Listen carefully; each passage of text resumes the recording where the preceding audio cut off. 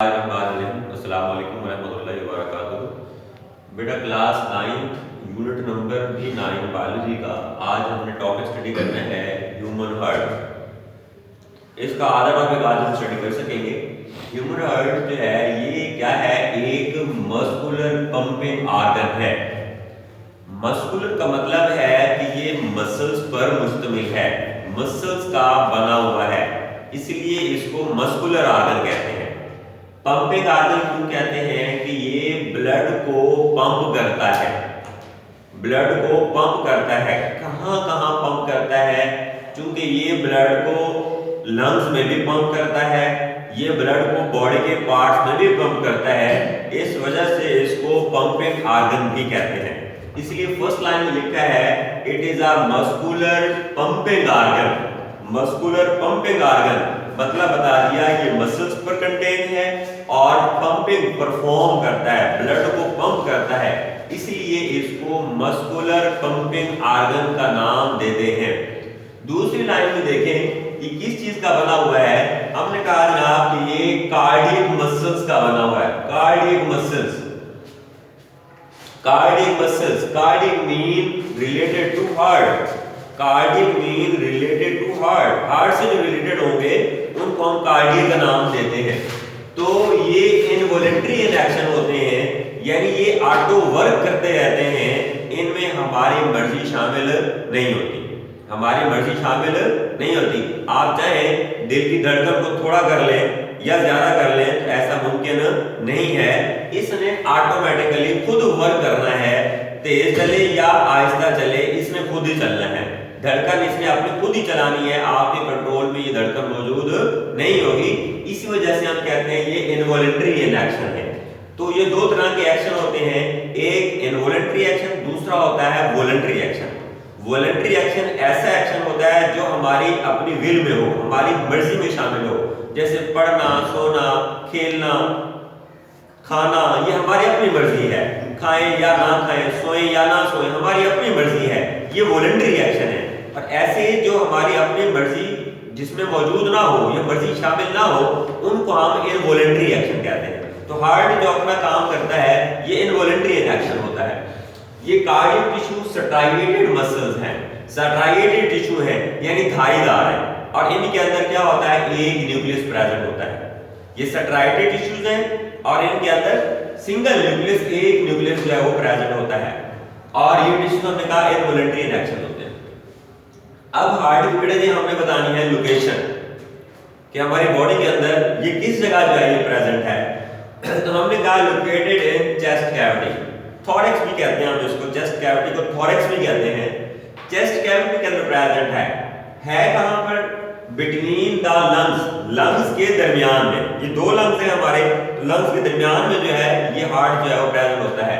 और लिखा है just beneath the sternum, sternum कहते हैं चेस्ट बोन को। ये दरमियान में एक हड्डी है हमारे पास जिससे दोनों पसलियां, इस साइड वाली इस साइड वाली, दोनों साइड की पसलियां अटैच हैं। दरमियान की जो हड्डी है उसको बेटे हम क्या कहते हैं, स्टर्नम कहते हैं। क्या कहते हैं? अब मैं आपको एक बात बताऊं इसकी जो है स्टर्नम के हवाले से, क्योंकि हमने कहा ये स्टर्नम के नीचे प्रेजेंट है, स्टर्नम के नीचे प्रेजेंट है। ये हार्ट में आगे शक्ल आपको दिखाऊंगा, इसका जो लोअर पार्ट है हार्ट का, कोनिकल शेप जो होता है, जो लोअर पार्ट है वो स्टर्नम से लेफ्ट साइड पर है, और जो अपर पार्ट है वो बिल्कुल स्टर्नम के नीचे है।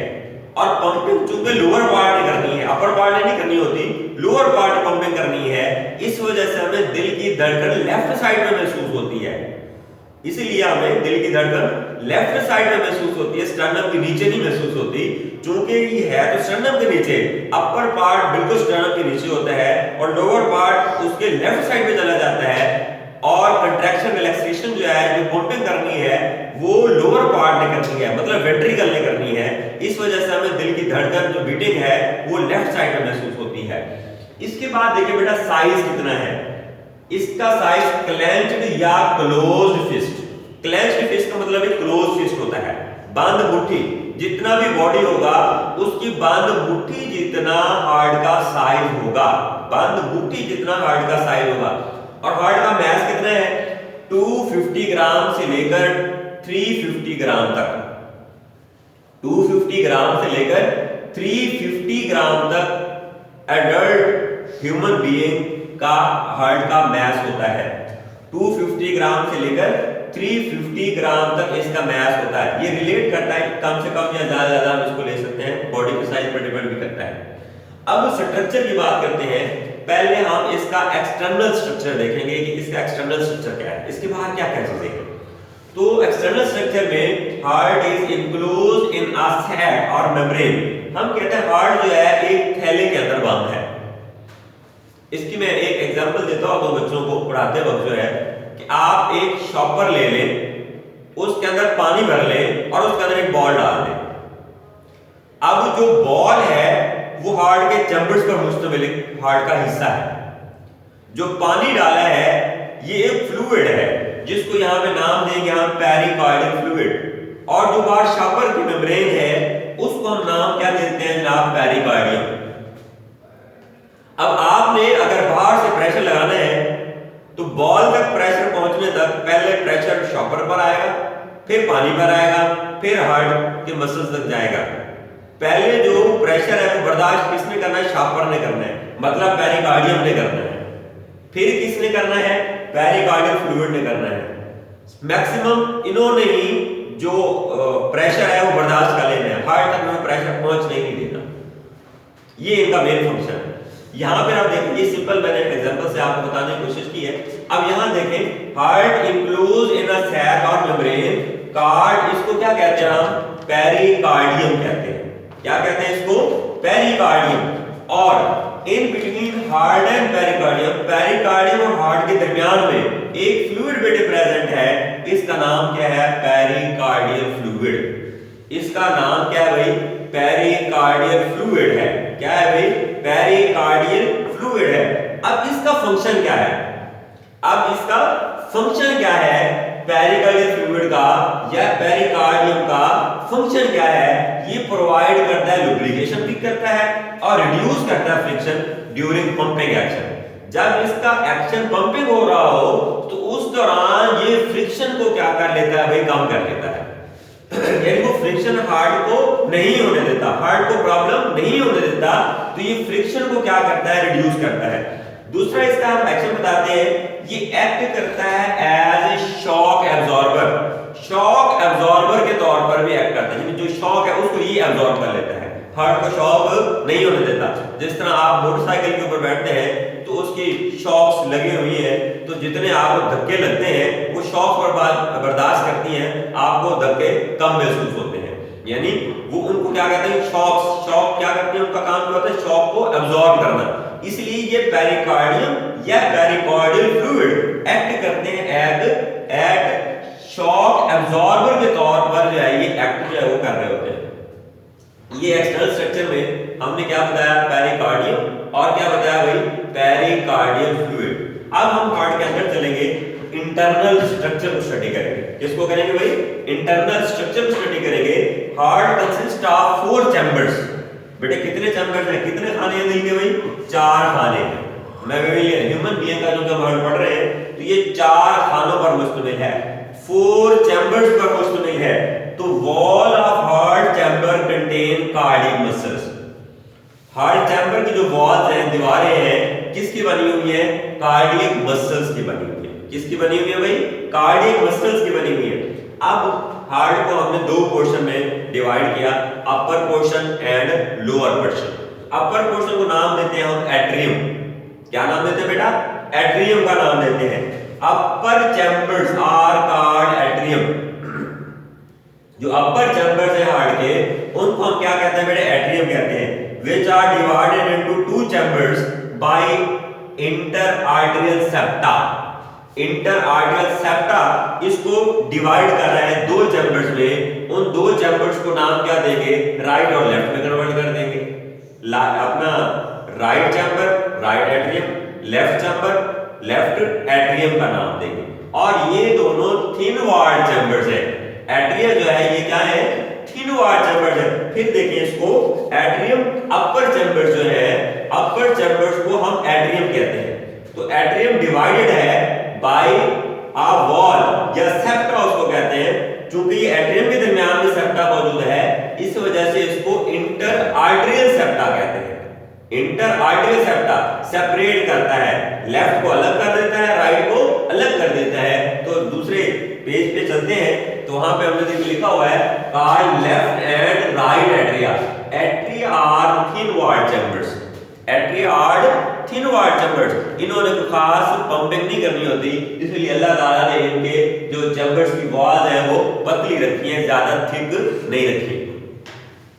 वेंट्रिकल में अगर आप आ जाए तो ये लोअर पोर्शन कहलाता है। लोअर चैम्बर्स आर वेंट्रिकल्स कहलाते हैं, लोअर चैम्बर्स को वेंट्रिकल्स कहते हैं, which are thick wall chambers हैं। क्या है ये? थिक वॉल चैम्बर्स है। अब इनकी जो थिकनेस है, इन्होंने कहा जनाब ये हाफ एन इंच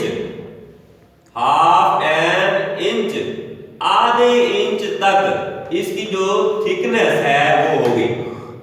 मोटाई जो है इनकी वॉल्स की आधे इंच जितनी जो है इनकी बड़ा मोटाई होती है, आधे इंच जितनी वॉल्स की जो मोटाई है वो आधे इंच जितनी मोटाई होती है। हाफ एन इंच तक ये थिक होते हैं। तो वेंट्रिकल्स भी डिवाइड होते हैं बाय इंटरवेंट्रिकुलर सेप्टा। किससे? इंटरवेंट्रिकुलर सेप्टा से डिवाइड हो गए। तो लेफ्ट वेंट्रिकल बन गया और कौन सा बन गया भाई? राइट वेंट्रिकल बन गया। कौन सा बन गया भाई? Right ventricle. फिर कौन सी चीज है भाई? Vena cava. क्या चीज है भाई? Vena cava. वेना कैवा क्या चीज है? दो हमारे पास वेना कैवा है, सुपीरियर और इंफीरियर। ये शक्ल में देखते जाएं, ये सुपीरियर वेना कैवा, ये इंफीरियर वेना कैवा। ये हमारे पास चैम्बर्स है जो मैंने पीछे बताया आपको। ये देखें बाहर रेड कलर की मेम्ब्रेन बनाई, इसको हम कहते हैं पेरिकार्डियम। ये व्हाइट कलर का फ्लूइड डाला हुआ है हमने इसके अंदर दरमियान में जो है, इसको कहते हैं पेरिकार्डियल फ्लूइड। ठीक है जनाब, ये चैम्बर्स है। ये ऊपर वाले दो चैम्बर्स हैं, इनको हमने कहा एट्रियम।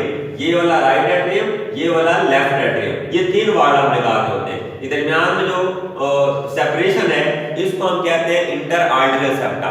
इस तरह ये दोनों कोनिकल शेप बना रहे हैं। लोअर पार्ट जो है इसको हम वेंट्रिकल कहते हैं, और ये थिक वार्ड हमने कहा के होते हैं और इनकी मोटाई आधे इंच जितनी होती है। और इन वेंट्रिकल को जो सेपरेट करी यहां पर सेप्टा जो है, इसको इंटरवेंट्रिकुलर सेप्टा कहते हैं। अब ये superior vena cava deoxygenated blood हासिल करता है। कहां से लाता है? अपर बॉडी पार्ट से लाता है। ये इंफीरियर वेना कैवा है जो लोअर बॉडी पार्ट से डीऑक्सीजनेटेड ब्लड आता है।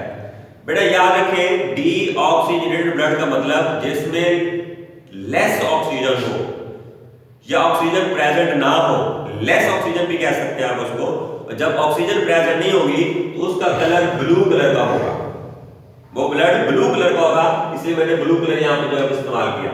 तो आप देख लें अपना inferior vena cava lower body part से ब्लड ले आया, superior vena cava upper body part से ब्लड वापस ले आया।